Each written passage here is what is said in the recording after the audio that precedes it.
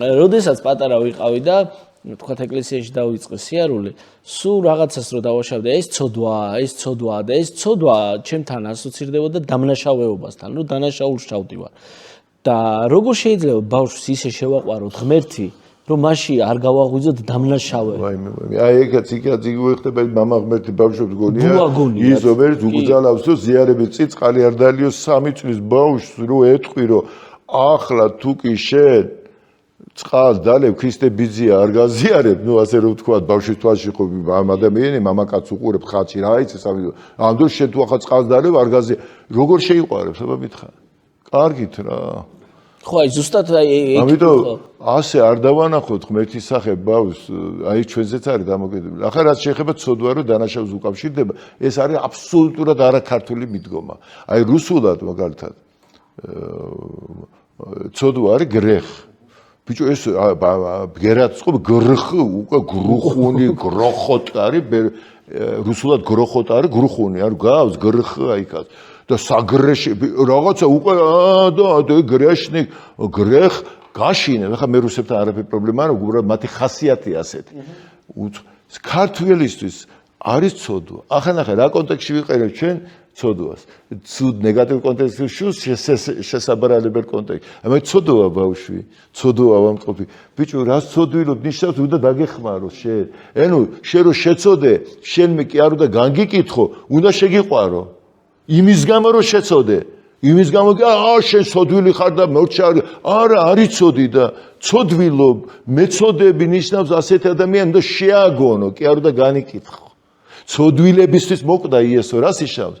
როდესაც ეკითხებიან რაღაცა მეო ცოდვილთა სინანულად მოვედი არა მართალთა სახმობიდან რას იშავს გადასაჭირო ცოდვილობ თქვენ ადამიანებო თქვენ ტვინს მიენდეთ თქვენს გამრჩევლობას მიენდეთ ამან დაგიმძიმა ცხოვრება და ახლა მე კიდე დაგიმძიმოთ იმისთვის მოვედი რომ კიდე რა უნდა მოგთხოვო ისედაც დამძიმებული ხარ უკვე ისედაც იტანჯები შენი ცოდვების ქვეშ მე კიდე დაგიმატო რომ წყალი არ დალიო ზიარების წინ მე სიცოცხლე უნდა გაჩუქო შეწყვიტე ცოდვილება ღია ვარ მე თქვენთვის ვარ აგერ მიმიღეთ ჩუქნით სიცოცხლეს იმიტომ რომ უჩემო დრო იყავით ნახე რას დაგამსგავსად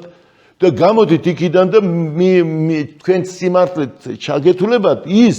რომ თქვენ გაბედეთ რომ მე შემიძლია თქვენ სიკეთე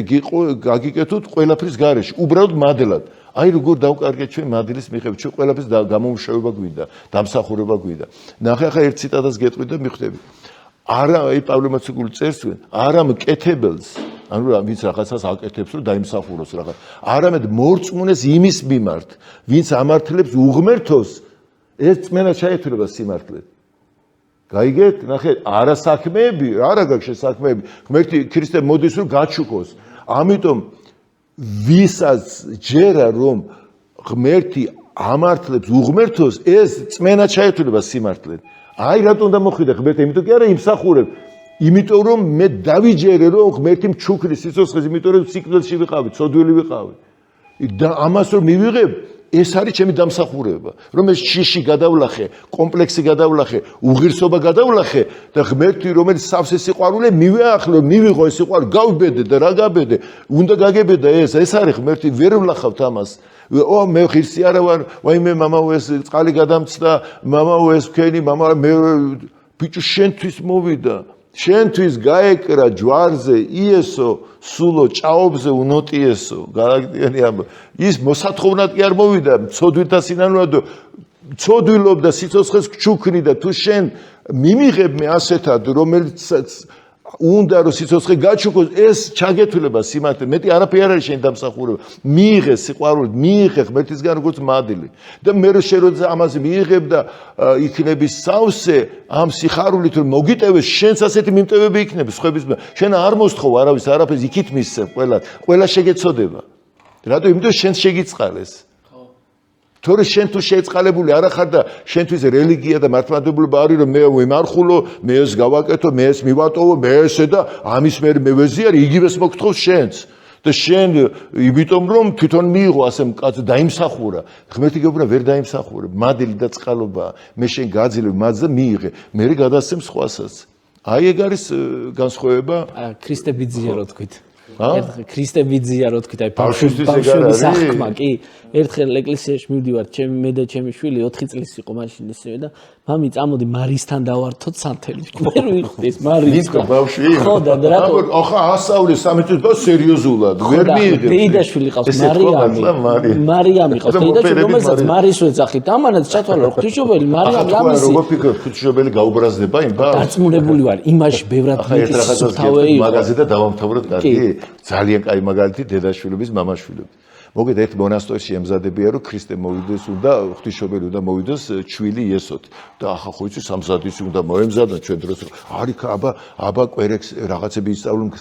საგალობლები აბა იქ ფსალმუნები აბა რაღაცები და ყველა სერიოზულად ემზადება მოვიდა ღვთისმშობელი ყრმით ჩვილი იესოთი და დაიწყეს წარმოდგენა მონაზვნები ერთიეზე გამოდიან ზოგი კითხულობს ზოგი საგალობლებს გალობს რომ მოაწონოთ იესო მოყუშულია ვერ გააციეს ვერაფერ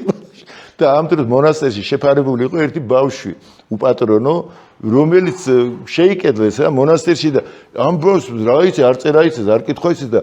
ბავშვობაში ქონდა ნასწავლი რაღაცებს იმებს ქვებს ააგდებს კენჭებს და რაღაც ეს რამდენიმე კენჭს და თამას ჟონგლიორ რაღაცა და ნუ ახლა იმეს კი გამოვიდა ეს ბავშვიც რომ რაღაცა გააგებს ბავშვს და იესოს გაეღიმა და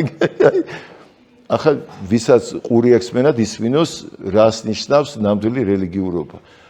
ნამდვილი რელიგიურობა არის როცა შენ ბავშვი ხარ როცა ძალიან მკაცრად და შიშით ღმერთს ვერ მიახლები ზედმეტი შიში შეუძლებელია ფარისეულობაში გადავარდები იყავით უფრო თამამები ამით უფრო მიუახლოვდებით ღმერთს ვიდრე მის შიშით არ გადმოვცე ქრისტე განიკითხეს იმის გამო შაბათს კაცი განკურნა ზედმეტი სერიოზულობის გამო ხოლო აი მათ დაყრილმა ხალხმა ჩვეულებრივმა იმათთან ჭამდა და სვამდა ქრისტე და საყუდურობდა შენო ცოდვილ ხალხთან ჭამდა სვამა არაფერი არ შეცვლა იესო ქრისტე დღეს და გუშინ იგივეა ხალხიც იგივეა შესაბამისად ძალიან სერიოზულობით ნაკლებად მიმართ ღმერთად ცოტა შუაში რომ ღმერთი ყველაფერია შენ თუ ვიცი ღიმილი რა არის და შენ თუ ვიცი რა არის რატო გონია რომ ღმერთი სულ ესეთი მკაცრია და რატო შექმნილი ესეთი მამის სახე რომ სულ დასჯაზეა ორიენტირებული ეს ჩვენი ღმერთის გაგების ის დონეა რომელიც ჩვენ გვაქვს და არავითარ შემთხვევაში ღმერთი ესეთი არ არის ამიტომ პრობლემა არის ჩვენ რომ გავასუფთავოთ მამის სახე ჩემში თორე ის მამის სახე ყოველთვის წყინავს